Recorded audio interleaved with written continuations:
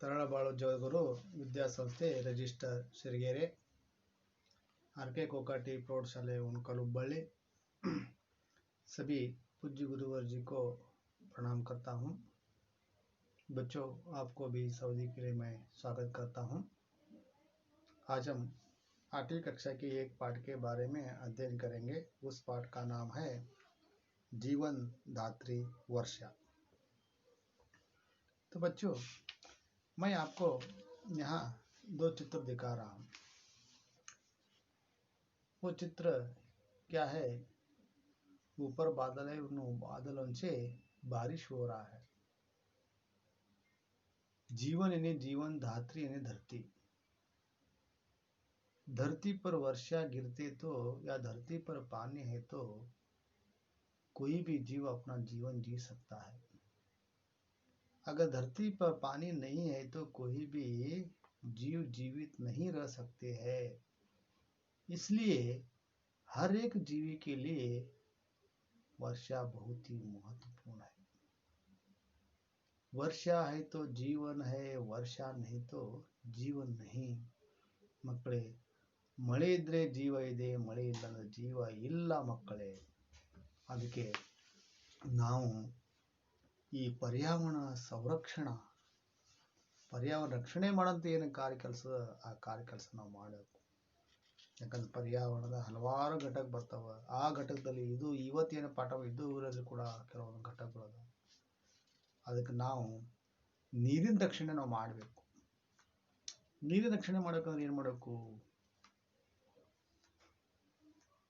ಅನೇಕ ಸ್ರೋತ, ಅನೇಕ ಮೂಲ ಆಧಾರಗಳದಾವ ನೀರು ಬರಲಿಕ್ಕೆ, ಮೂಲ ದಾರಿಗಳದಾವ, ಅವತ್ತು ರಕ್ಷಣೆ ನಾವು ಮಾಡಬೇಕು।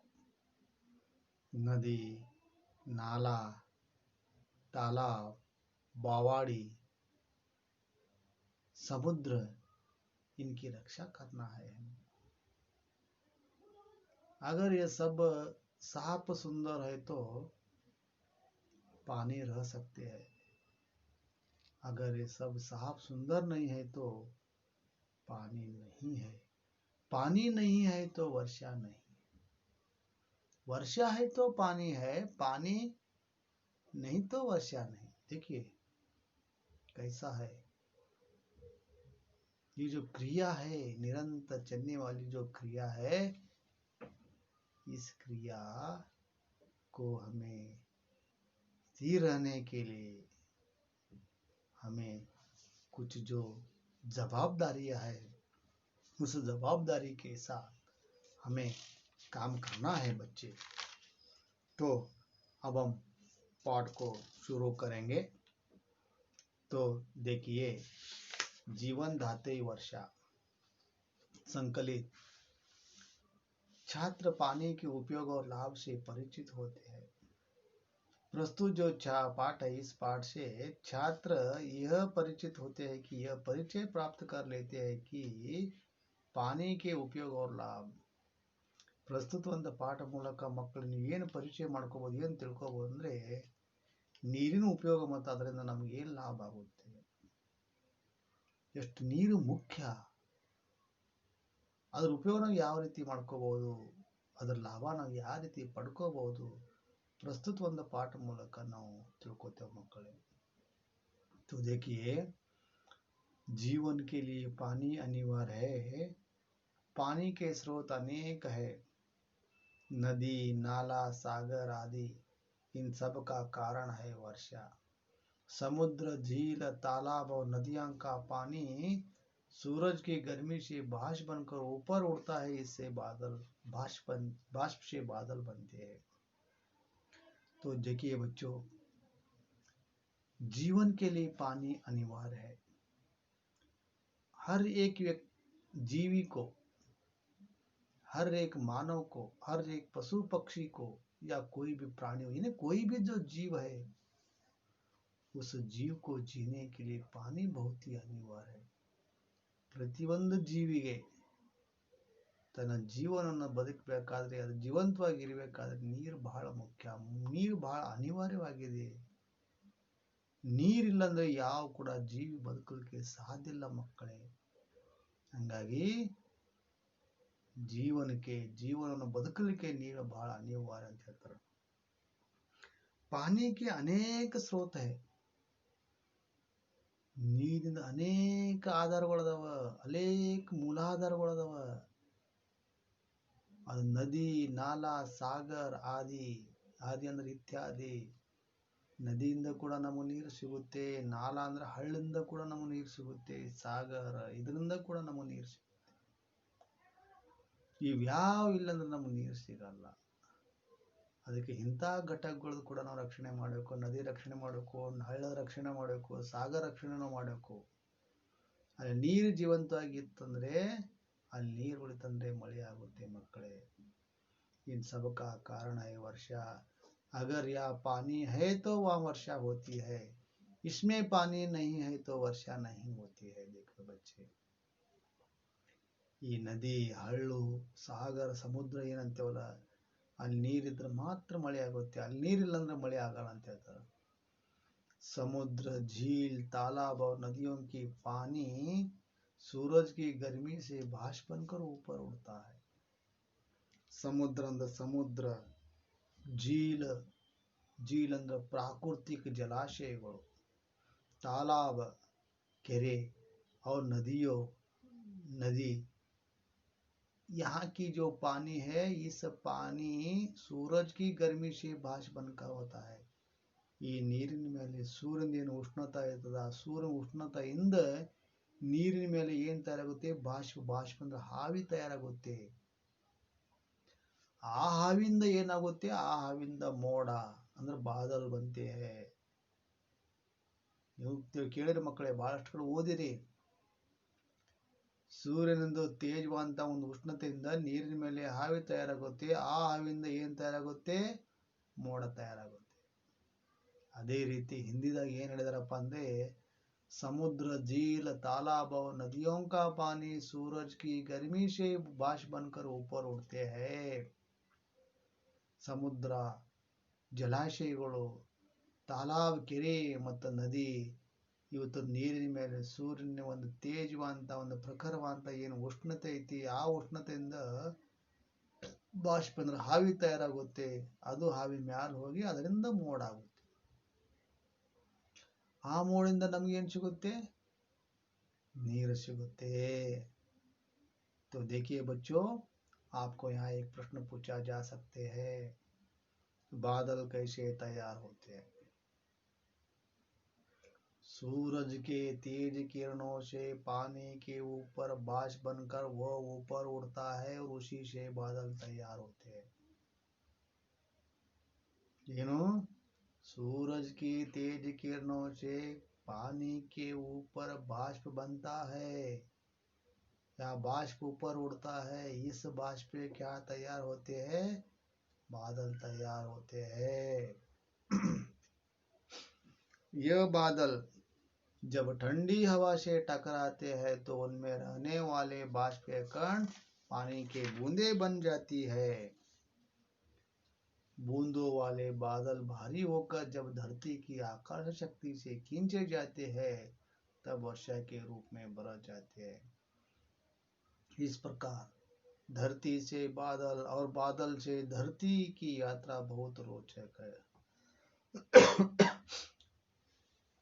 यह बादल जब ठंडी हवा से टकराते हैं तो इनमें रहने वाले बाष्प के कण पानी के बूंद बन जाते हैं. ಈ ಒಂದು ಮೋಡ ಥಂಡ ಗಾಳಿಗೆ ಏನು ತಂಪ ಅಂತ ಗಾಳಿಗೆ ಏನರ ಬಡೀತು, ಆ ಮೋಡಲಿರಂತ ಏನೋ ಬಾಷ್ಪದ ಏನೋ ಕಣಗಳದವ, ಅದು ನೀರಿನ ಹನಿ ತಯಾರಾಗುತ್ತೆ. ಅಂದ್ರ ಆ ಮೋಡಿಗೆ ಒಂದು ಥಂಡವಂತ ಗಾಳಿ ಏನರ ಬೀಸ್ತು, ಗಾಳಿ ಏನರ ಅದಕ್ಕೆ ಹೋಗಿ ಬಡಿತಂದ್ರ ಆ ಮೋಡ ಕರಗ್ತದ. ಅದು ಒಂದು ನೀರಿನ ಕಣ ರೂಪದಾಗ, ಒಂದು ಹನಿ ರೂಪದಾಗ ತಯಾರಾಗುತ್ತೆ. ಅದು ನೀರು ಬೀಳುತ್ತೆ. बूंदे वाले बादल भारी होकर जब धरती की आकर्षण शक्ति से खींच जाते हैं. ಅವಾಗ ಆ ಮೋಡ ಕರಗ್ಲಕತ್ತಂದ್ರ ಈ ಧರತಿಯಲ್ಲಿರುವಂಥ ಒಂದು ಆಕರ್ಷಣ ಏನೊಂದು ಶಕ್ತಿ ಅದ, ಅದು ಜಗ್ಗಲಿಕ್ಕೆ ಎಳ್ಕೊಳ್ಳಿಕ್ಕೆ ಮುಂದಾಗ್ತದೆ. ಅದರಿಂದ ದೊಡ್ಡ ಪ್ರಮಾಣದಾಗ ಮಳೆ ಆಗುತ್ತೆ. इस प्रकार धरती से बादल और बादल से धरती की बाष्प की यात्रा बहुत रोचक है. बहुत ಸುಂದರವಾದಂತ ಇದೊಂದು ಕ್ರಿಯಾ. ಹೆಂಗೆ ಧರ್ತಿ ಸೆ ಬಾದಲ್, ಬಾದಲ್ ಸೆ ಧರ್ತಿ. ಅಂದ್ರೆ ನೀರೆಲ್ಲಿರೋದು? ಭೂಮಿ ಮೇಲೆ. ಸರಿಯಾ? पानी कहाँ रहता है? भूमि में, धरती पर. बादल ऊपर. तो बादल कैसे तैयार होते हैं? जब धरती पर जो पानी है उस पानी के ऊपर सूरज की जो उष्णता है, उष्णता से बाष्प बनते हैं, वही ऊपर बादल तैयार होते हैं. ನೀರಿರೋದು ಭೂಮಿ ಮೇಲೆ. ಆ ಸೂರ್ಯನ ಒಂದು ಉಷ್ಣತೆಯಿಂದ, ಸೂರ್ಯನ ಒಂದು ಶಕ್ತಿಯಿಂದ ಏನಾಗ್ತದೆ, ನೀರು ಕಾಯ್ತದ, ಅದರಿಂದ ಬಾಷ್ಪ ತಯಾರಾಗುತ್ತೆ, ಆವಿ ತಯಾರಾಗುತ್ತೆ. ಆ ಆವಿಯಲ್ಲಿ ಹೋಗುತ್ತೆ, ಮೇಲೆ ಹೋಗುತ್ತೆ, ಮೇಲೆ ಹೋದ್ರೆ ಏನು ತಯಾರಾಗುತ್ತೆ? ಮೋಡ ತಯಾರಾಗುತ್ತೆ. ಆ ಮೋಡಿಂದ ಮತ್ತೆ ಏನಾಗುತ್ತೆ? ಮಳೆ ಬರುತ್ತೆ. ಆ ಮಳೆ ನೀರೆಲ್ಲಿ ಬರುತ್ತೆ? ಭೂಮಿ ಮೇಲೆ ಬರುತ್ತೆ. ಈ ಒಂದು ಕ್ರಿಯೆ, ಈ ಒಂದು ಚಕ್ರ ನಿರಂತರವಾಗಿ ತಿರುಗ್ತಾ ಇರುತ್ತೆ. ಎಷ್ಟು ಒಂದು ಸುಂದರವಾದಂಥ ಇದು ಕಾರ್ಯ ಕೆಲಸ ಆಯ್ತು ನೋಡ್ರಿ ಮಕ್ಕಳೇ. ಹಾಗಾಗಿ ನಾವಿಲ್ಲಿ ಏನು ಮಾಡಬೇಕು? ಈ ಭೂಮಿ ಮೇಲೆ ಇವೇನು ನದಿ, ನಾಲ, ತಾಲಾಬ್, ಸಾಗರ್ ಇವೆಲ್ಲದನ್ನು ನಾವು ರಕ್ಷಣೆ ಮಾಡಬೇಕು. ಅಲ್ಲಿ ನಾವು ನೀರನ್ನ ಉಳಿಸ್ಬೇಕು.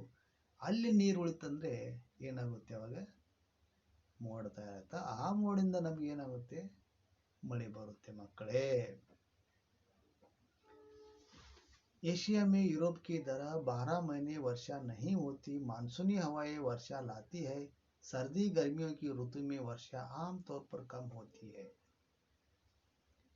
एशिया में, एशिया ने एशिया खंड, आशिया खंड, यूरोप खंड, यूरोप ने यूरोप खंड में, यूरोप खंड में 12 महीने वर्षा, एशिया में यूरोप की तरह 12 महीने वर्षा नहीं होती है. जो यूरोप खंड है, यूरोप खंड में 12 महीने वर्षा होती है.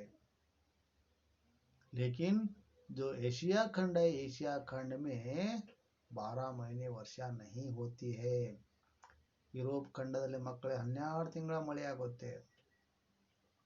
ಆದ್ರೆ ಏಷ್ಯಾ ಖಂಡ, ನಮ್ಮ ದೇಶ ಬರೋದು ಏಷ್ಯಾ ಖಂಡದಲ್ಲಿ. ಏಷ್ಯಾ ಖಂಡದಲ್ಲಿ ಯುರೋಪ್ ತರ ಮಳೆ ಬರುವುದಿಲ್ಲ.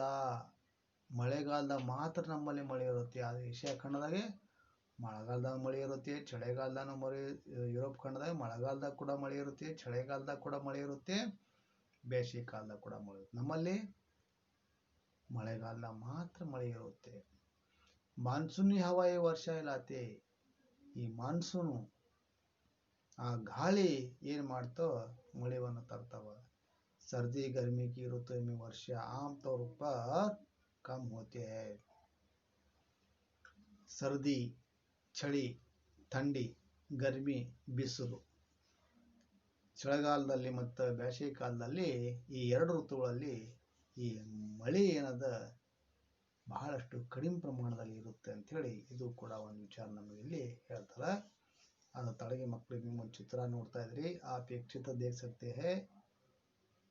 एक तरफ क्या है? बादल है, दूसरा तरफ बादल से पानी गिर रहा है. तो पानी कहाँ गिर रहा है? जमीन पर गिर रहा है. जमीन के ऊपर जो पानी है, उस पानी से सूरज की उष्णता से बाष्प बनते हैं. वह बाष्प से क्या तैयार होते हैं? बादल तैयार होते हैं. जब ठंडी हवा टकराते हैं तो उस कण से पानी के बूंद पड़ने गिरते हैं. ನೋಡ್ರಿ, ಒಂದು ಚಿತ್ರ ಐತಿ ಮೋಡ, ಇನ್ನೊಂದು ಚಿತ್ರ ಮೋಡದಿಂದ ನೀರು ಬೀಳ್ತೈತಿ, ಅಂದ್ರೆ ಮಳೆ ಆಗ್ತೈತಿ. ಆ ನೀರು ಎಲ್ಲಿ ಬರ್ತದೆ? ತಳಗೆ ಭೂಮಿ ಮೇಲೆ ಬರುತ್ತೆ. ಭೂಮಿ ಮೇಲೆ ನೀರಿಂದ ಏನಿರ್ತಲ್ಲ, ಆ ಸೂರ್ಯನ ಒಂದು ಉಷ್ಣತೆಯಿಂದ, ಸೂರ್ಯನ ಒಂದು ಶಕ್ತಿಯಿಂದ ಏನಾಗ್ತದೆ? ನೀರಿನ ಮೇಲೆ ಹಾವಿ ತಯಾರಾಗುತ್ತೆ. ಹಾವಿಂದ ಮೋಡ ತಯಾರಾಗುತ್ತೆ. ಅಲ್ಲಿಂದ ಮತ್ತೆ ತಣ್ಣ ಗಾಳಿ ಬೀಸಂದ್ರೆ ಆ ಮೋಡದಿಂದ ನೀರು ಸಿಗುತ್ತೆ, ನಮಗೆ ನೀರು ಬೀಳುತ್ತೆ, ಅಂದ್ರೆ ವರ್ಷ ಆಗುತ್ತೆ. ನೋಡಿ ಎಂಥ ಒಂದು ಕ್ರಿಯೆ ಇದೈತಿ. इसलिए लोग वर्षा ऋतु की प्रतीक्षा करते हैं. अगर वर्षा नहीं होती तो अकाल पड़ता है, खेत खुद सूख जाते हैं, गाय बैल आदि मरने लगते हैं. तो वर्षा है तो सब कुछ है. वर्षा है तो जीवन है, वर्षा नहीं तो जीवन नहीं, वर्षा नहीं तो सब कुछ नहीं. ಮಳೆ ಇದ್ರೆ ಎಲ್ಲ ಐತಿ, ಮಳೆ ಇದ್ರೆ ನೀರು ಐತಿ, ಮಳೆ ಇದ್ರೆ ಜೀವನ ಐತಿ. ಮಳೆ ಇಲ್ಲ ಅಂದ್ರೆ ಏನು ಇಲ್ಲ, ಮಳೆ ಇಲ್ಲ ಅಂದ್ರೆ ಜೀವನ ಇಲ್ಲ, ಮಳೆ ಇಲ್ಲ ಅಂದ್ರೆ ಏನು ಕೂಡ ಬದುಕಕ್ಕೆ ಸಾಧ್ಯ ಇಲ್ಲ. ಈ ಒಂದು ಕಾರಣಕ್ಕಾಗಿ लोग वर्षा ऋतु की प्रतीक्षा करते हैं. ಪ್ರತೀಕ್ಷಾ करना यानी ಇಂತಜಾರ करना ಅಂದ್ರೆ ಕಾಯುವುದು. ಈ ಒಂದು ಕಾರಣಕ್ಕಾಗಿ ಅಂದ್ರೆ ನೀರಿದ್ರೆ ಎಲ್ಲ ಸಾಧ್ಯ ಅಂತ ಹೇಳ್ತಾರಲ್ಲ, ಈ ಒಂದು ಕಾರಣಕ್ಕಾಗಿ ಜನರು ಏನು ಮಾಡ್ತಾರಪ್ಪ ಅಂದ್ರೆ ಮಳೆಗಾಲ ಕಾಯ್ತಾರ, ಮಳೆ ಕಾಯ್ತಾರ. अगर वर्षा नहीं तो अकाल पड़ता है. अकाल अंदर बरगाल. एक बार वर्षा नहीं होती है या वर्षा नहीं होती तो अकाल पड़ता है. मಳೆ ಇಲ್ಲ, ಮಳೆ ಆಗಲಿಲ್ಲ ಅಂದ್ರೆ ಬರಗಾಲ ಬೀಳುತ್ತೆ. अगर अकाल पड़ा तो खेत सूख जाते हैं, गाय बैल आदि मरने लगते हैं. ಮಳೆ ಇಲ್ಲ, ಬರಗಾಲ ಬಿತ್ತಂದ್ರೆ ಹೊಲ ಒಣಗಿ ಹೋಗ್ತಾವ. ಎಮ್ಮಿ, ಹಸು, ಎತ್ತು ಹಲವಾರು ಪ್ರಾಣಿಗಳು ಏನಾಗ್ತಾವ, ಸಾಯ್ತಾವ. ಯಾಕಂದ್ರೆ ಹೊಲಾನೇ ಒಣಗಿ ಹೋಯ್ತು, ಹೊಲದಲ್ಲಿ ಬೆಳೆಗಳೇ ಒಣಗಿ ಹೋಯ್ತಂದ್ರೆ, ಹೊಲದಲ್ಲಿರುವಂತ ಅದ್ರ ಮೇವೇ ಒಣಗಿ ಹೋಯ್ತಂದ್ರೆ ಅದು ಹೆಂಗ್ ಬದುಕೋಕೆ ಸಾಧ್ಯ? ಅಷ್ಟೇ ಅಲ್ಲ ಮಕ್ಕಳೇ, ಬರಗಾಲ ಬಿತ್ತು, ಹೊಲ ಒಣಗಿ ಹೋಯ್ತಂದ್ರ ಗಿಡ ಮರಗಳು ಕೂಡ ಒಣಗಿ ಹೋಗ್ತಾವ. ಎಲ್ಲಾ ಜೀವಿಗಳು ಕೂಡ ಸಾಯ್ತಾವ. ಯಾಕಂದ್ರೆ ಅವಕ್ಕ ಕೂಡ ಹೊಟ್ಟೆ ತುಂಬಾ ಅನ್ನ ಸಿಗೋದಿಲ್ಲ, ಆಹಾರ ಸಿಗೋದಿಲ್ಲ, ಕುಡಿಯಕ್ಕೆ ನೀರು ಸಿಗೋದಿಲ್ಲ. ಜನರಿಗೆ ಕೂಡ ಹೊಟ್ಟೆ ತುಂಬಾ ಅನ್ನ ಸಿಗೋದಿಲ್ಲ, ಶುದ್ಧವಾದಂತ ನೀರು ಸಿಗಲ್ಲ.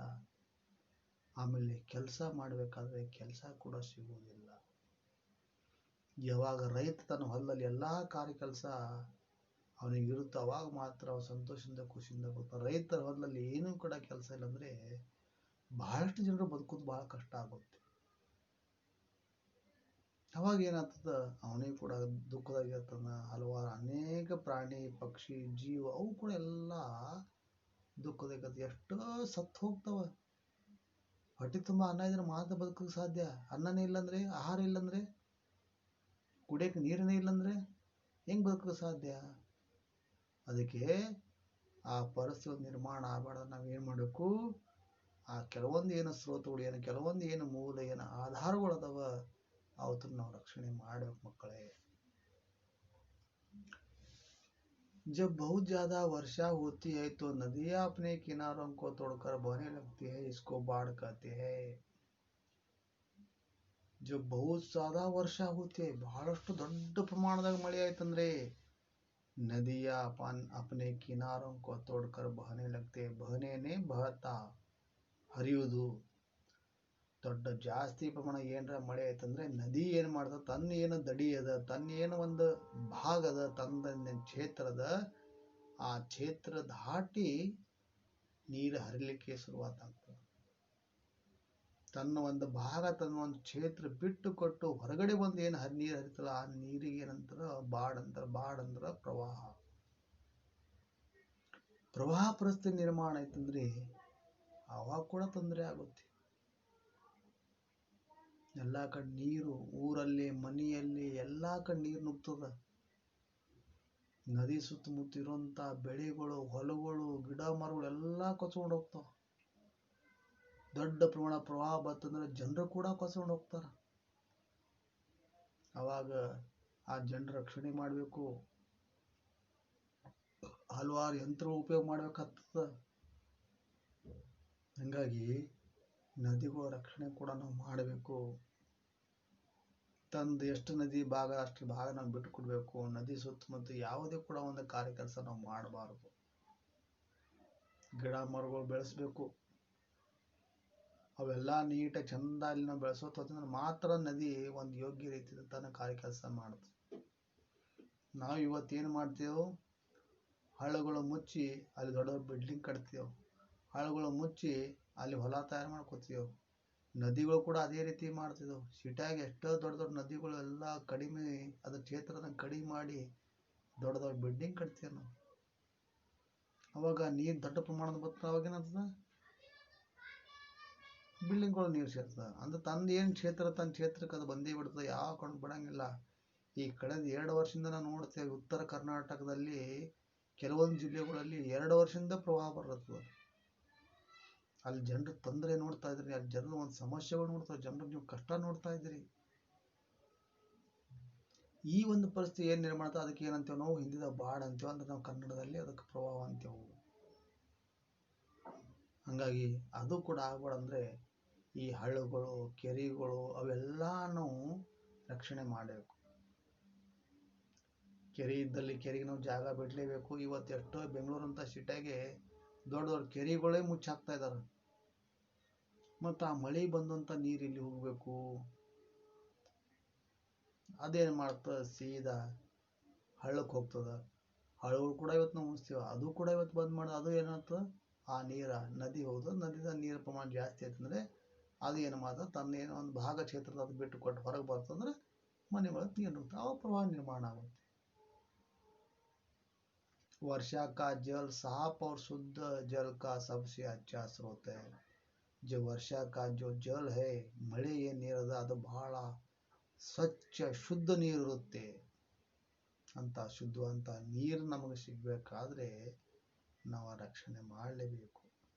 ನಾವು ಶುದ್ಧವಾಗಿ ನಾವು ಚಂದ ಇರಬೇಕಾದ್ರೆ ಮಳೆ ನಮಗೆ ಬೇಕೇ ಬೇಕು. ಮಳೆ ನೀರು ನಾವು ಕುಡಿಬೇಕು ಮಕ್ಕಳೇ.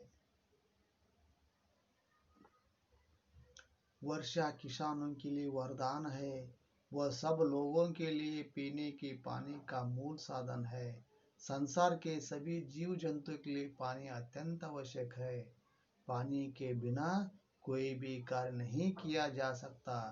जैसे साफ सफाई, नहाना, धोना, सिंचाई, बुआई आदि, इस तरह वर्षा जन जीवन के लिए अत्यंत उपयोगी है. तो देखिए बच्चों, वर्षा किसानों के लिए वरदान है. ಮಳೆ ರೈತರಿಗೆ ಒಂದು ದೊಡ್ಡ ವರದಾನ ಆಗಿದೆ. वह सब लोगों को पीने के पानी का मूल साधन है. ಎಲ್ಲ ಜನರಿಗೆ, ಎಲ್ಲ ಜೀವಿಗಳಿಗೆ ಕುಡಿದ ನೀರದ ಆ ನೀರಿಗೆ ಅದೊಂದು ಶ್ರೇಷ್ಠವಾದ ಸಾಧನ ಕೊಡೋದಾಗಿದೆ, ಒಂದು ಮೂಲ ಸಾಧನ ಕೊಡೋದಿದೆ. ಏನು? ಮಳೆ. संसार के सभी जीव जंतुओं के लिए पानी अत्यंत आवश्यक है. ಈ ಸಂಸಾರದಾಗ ಪ್ರಪಂಚದಾಗಿರುವಂಥ ಪ್ರತಿಯೊಂದು ಜೀವ ಜಂತುಗಳಿಗೆ ನೀರು ಅತ್ಯಂತ ಅವಶ್ಯಕ. ಒಂದು ವೇಳೆ ಒಂದು ದಿನ ನಮ್ಗೆ ಏನಾರ ಊಟ ಇಲ್ಲಂದ್ರೆ ನಾವು ಬದುಕಬಹುದು, ಆದರೂ ಒಂದು ದಿನ ನಮಗೆ ನೀರಿಲ್ಲಂದ್ರೆ ನಾವು ಬದುಕಲಿಕ್ಕೆ ಸಾಧ್ಯ ಇಲ್ಲ. ನೀರು ಬೇಕೇ ಬೇಕು. ನೀರಿನಿಂದ ನಾವು ಜೀವನ ಬದುಕೋದಕ್ಕೆ ಸಾಧ್ಯ ಮಕ್ಕಳೇ. ಅದಕ್ಕೆ ನಾವು ಆ ನೀರು ರಕ್ಷಣೆ ಮಾಡಬೇಕು. ನೀರು ರಕ್ಷಣೆ ನಾವು ಮಾಡಿದೆವು ಅಂದರೆ, ಕೆರೆ ಕಟ್ಟುವ ರಕ್ಷಣೆ ನಾವು ಮಾಡಿದೆವು ಅಂದರೆ ನಮಗೆ ಶುದ್ಧವಂತ ನೀರು ಸಿಗುತ್ತೆ. ಸರಿಯಾಗಿ ಟೈಮಿಂಗ್ ನಮಗೆ ಮಳೆ ಕೂಡ ಸಿಗುತ್ತೆ. पानी के बिना कोई भी कार्य नहीं किया जा सकता है. उतना ही नहीं, जो मानव है अपने जीवन में कोई भी कार्य करना है तो उस कार्य करने के लिए उसे क्या चाहिए? पानी चाहिए. ಮಾನವ ತನ್ನ ಜೀವನದಾಗ ಏನು ಕಾರ್ಯ ಕೆಲಸ ಮಾಡ್ತಾನೋ ಆ ಕಾರ್ಯ ಕೆಲಸ ಮಾಡಬೇಕಾದ್ರೆ ಆ ಮಾನವನಿಗೆ ನೀರು ಬೇಕು. ನೀರಿಲ್ಲಂದ್ರೆ ಅವನ ಜೀವನದಾಗ ಏನು ಕೂಡ ಕಾರ್ಯ ಕೆಲಸ ಮಾಡೋಕ್ಕಾಗಲ್ಲ. ಅವು ಏನೇನು ಕಾರ್ಯ ಕೆಲಸ ಜೈಸೆ ಉದಾಹರಣೆ, ಸಾಫ್ ಸಫಾಯಿ, ಸ್ವಚ್ಛತೆ ಮಾಡೋದು, ತೊಳೆಯುವುದು, ಇವಕ್ಕೆಲ್ಲ ನೀರು ಬೇಕೇ ಬೇಕು. ನಹಾನ ಧೋನ, ಸ್ನಾನ ಮಾಡೋದು, ಬಟ್ಟೆ ತೊಳೆದು, ಪ್ರಾಣಿ ತೊಳೆಯೋದು, ಇವಕ್ಕೆ ಕೂಡ ನೀರು ಬೇಕೇ ಬೇಕು. ಸಿಂಚಾಯಿ ಬುವಾಯಿ, ಕೃಷಿಯಲ್ಲಿ ಏನೋ ಒಂದು ಬೆಳೆ ತಗೋಬೇಕ, ಅದಕ್ಕೆ ಕೂಡ ನೀರು ಬೇಕೇ ಬೇಕು. ಪ್ರತಿಯೊಂದು ಕಾರ್ಯ ಕೆಲಸಕ್ಕೆ ನೀರೇ ಬೇಕು. ನೀರಿಲ್ಲದ ಕಾರ್ಯ ಕೆಲಸ ಮಾಡೋಕ್ಕಾಗಲ್ಲ ಮಕ್ಕಳೇ. ಈ ಥರ ವರ್ಷ ಜನಜೀವನ के लिए ಅತ್ಯಂತ ಉಪಯೋಗ. ಈ ಒಂದು ಕಾರಣಕ್ಕಾಗಿ ಈ ಮಳೆ ಈ ಜನಜೀವನಕ್ಕೆ, ಜನರಿಗೆ ಅತ್ಯಂತ ಅವಶ್ಯಕವಾದಂಥ ಒಂದು ಉಪಯೋಗವಾದಂಥ ಒಂದು ಘಟಕ ಆಗಿದೆ. तो बच्चों, आपको ये काम करना है. अगर हमें वर्षा चाहिए या पानी चाहिए तो पानी के लिए जो अनेक जो स्रोत है, नदी, नाला, बावाड़ी, तालाब, समुद्र, इन सब का हमें रक्षा करना है. ಇವೆಲ್ಲದರ ರಕ್ಷಣೆ ನಾವು ಮಾಡಬೇಕು. ಕೆರೆಗೆ ಹೋದೆವು ಅಂದರೆ ಕೆರೆಯಲ್ಲಿ ಪಾತ್ರೆ ತೊಳೆದು, ಬಟ್ಟೆ ತೊಳೆದು, ದನ ಕರ ತೊಳೆದು ಮಾಡಬಾರ್ದು.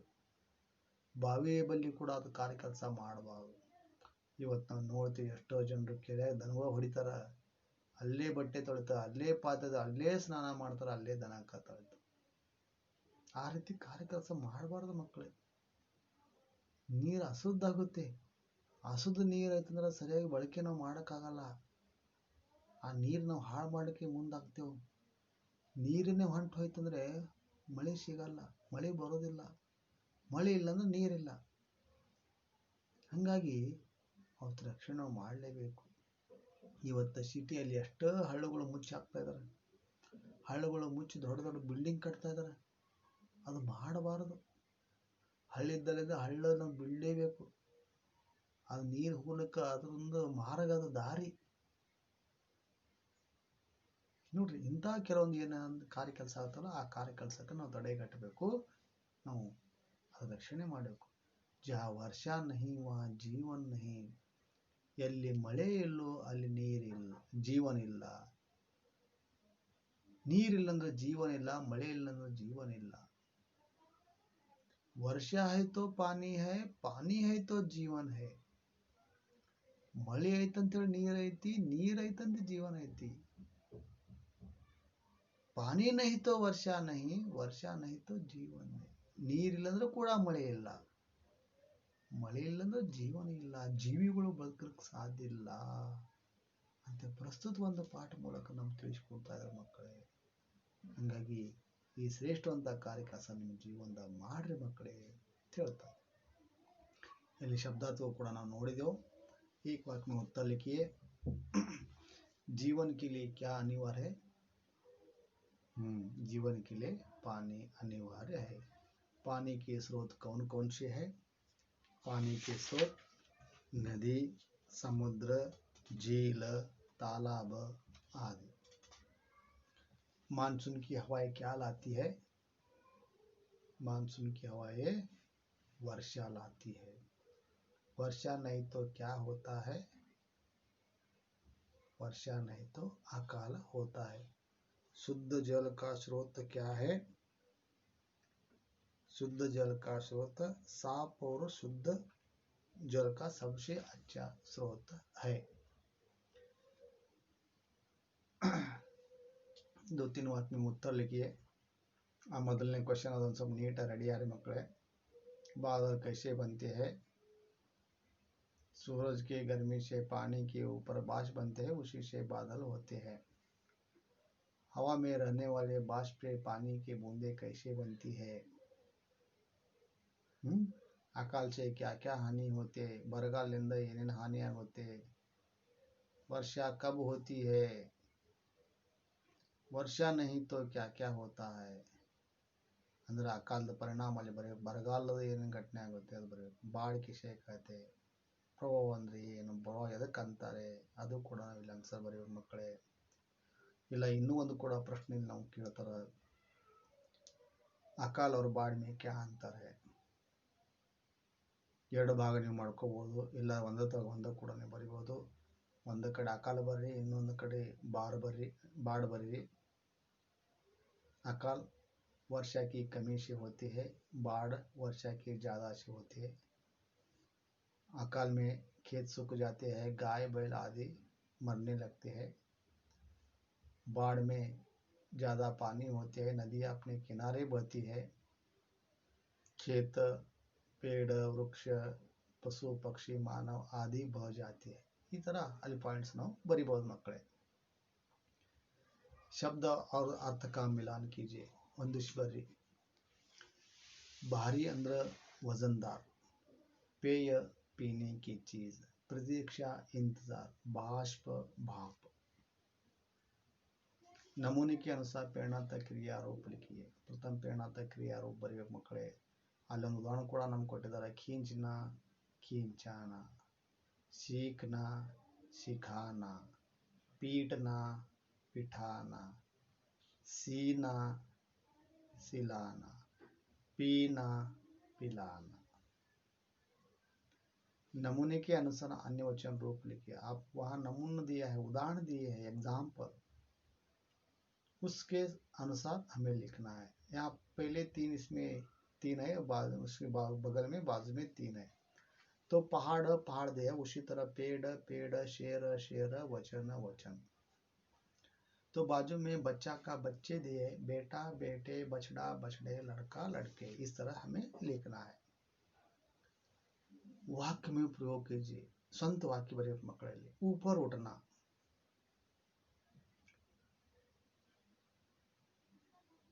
ऊपर उठना ಅಂದರೆ ಮ್ಯಾಲೆ ಹೇಳೋದು, ಅದು ನೀವು ಸ್ವಂತವಾಗಿ ಬರಬೇಕು. ಬಾದಲ್ ಬನ್ನ, ಟಕರಾನ, ಖೀಂಚನ, ರೋಚಕ, ಪ್ರತೀಕ್ಷೆ. ಒಂದು ಉದಾಹರಣೆ ಹೇಳ್ತೀನಿ.